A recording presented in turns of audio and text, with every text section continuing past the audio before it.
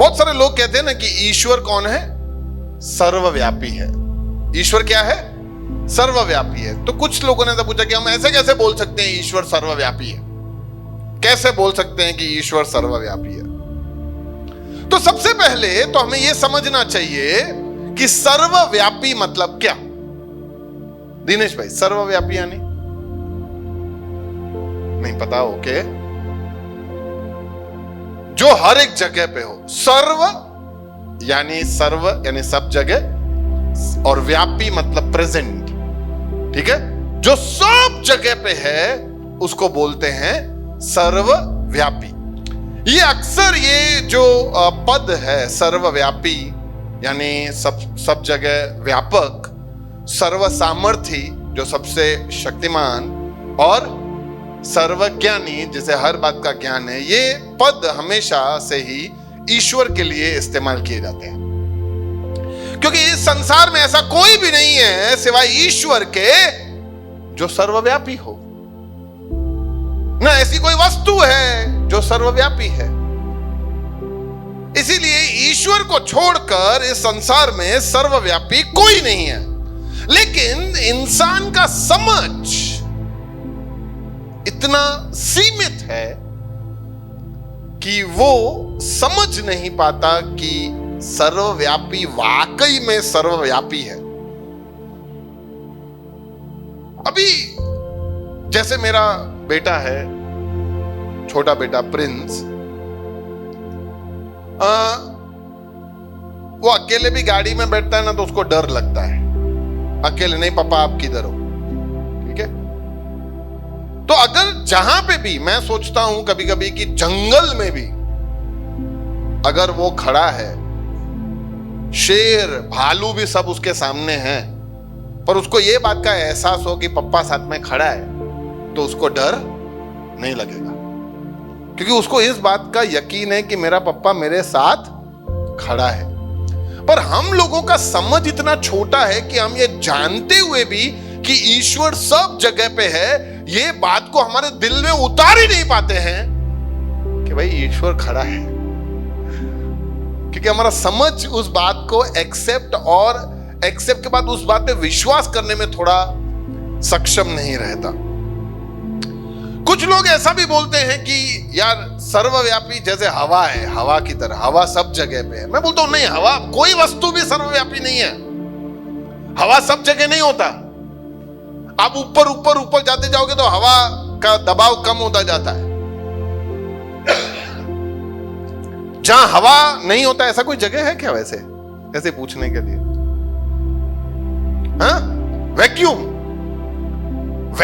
के अंदर हवा नहीं होता, तभी तो उसको वैक्यूम नाम दिया है। लेकिन उस वैक्यूम में भी ईश्वर है। कुछ लोग बोलते हैं कि अगर तुम सब जगह पे होके आए हो तो तुम सर्वव्यापी हो। ऐसा भी नहीं है। मम्मी हर जगह पे, मैं अगर समझो मैं दुनिया का हर एक कोना कोना घूम के आऊं, कोना कोना, ऐसे तो कोई घूम नहीं सकता, पर फिर भी चलो मान लिया घूम के आया, तो भी मैं सर्वव्यापी नहीं हूं। क्योंकि सर्वव्यापी यानी हर जगह पे होना, एक ही साथ, एक ही समय पे। अभी मैं इधर हूं तो मैं लंदन में नहीं हूं, सीधी सी बात है। वो लंदन का राजा सोच रहा है कि किधर है गिरीश भाई। नॉर्थ कोरिया वाला भी सोच रहा है यार भैया आए नहीं है, चलो उनका यूट्यूब पे सुन लेते हैं। पर मैं इधर हूं, उधर नहीं हूं। अरे उधर क्या, मैं ये दरवाजे के उस साइड भी नहीं हूं। उधर क्या हो रहा है मेरे को पता नहीं है, क्योंकि मैं उधर हूं नहीं।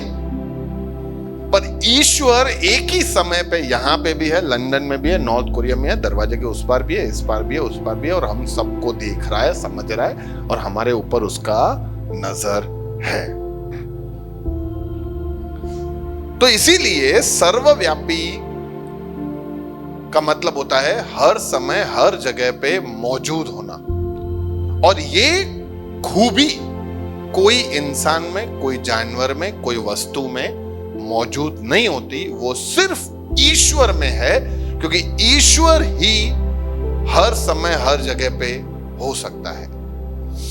कोई सोचते हैं कि भैया ऐसे कैसे हर समय हर जगह पे हो सकता है।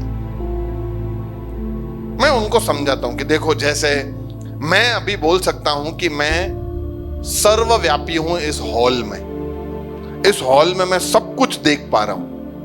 मैं इधर ये भाई को देख पा रहा हूं, वो उधर जय भाई को देख पा रहा हूं, मैं उधर भोला भाई को देख पा रहा हूं, इधर चंद्रवती बहन को देख रहा हूं, इधर जयश्री को देख रहा हूं, सबको, दिया को सबको देख रहा हूं मैं। यानी मैं इन सब के ऊपर नजर रख के बैठा हूं। यानी मैं इस हॉल में हॉल व्यापी हूं। क्या हूं? सर्व तो नहीं बोल सकता, हॉल व्यापी हूं मैं। उसी रीति से ये सच्चा जो खुदा है वो पूरे पृथ्वी के ऊपर नजर रख के बैठा है। वो इतना विशाल है कि पूरी पृथ्वी को यूं वो देख रहा है। अच्छा इधर, अच्छा गिरीश भाई ऐसा हॉल व्यापी, आओ ऊपर आओ। तो यानी वो सबके ऊपर नजर रख के बैठा है, क्योंकि सब चीज उसने बनाया है तो वो सबके ऊपर है। तो इसीलिए वो सर्वव्यापी है।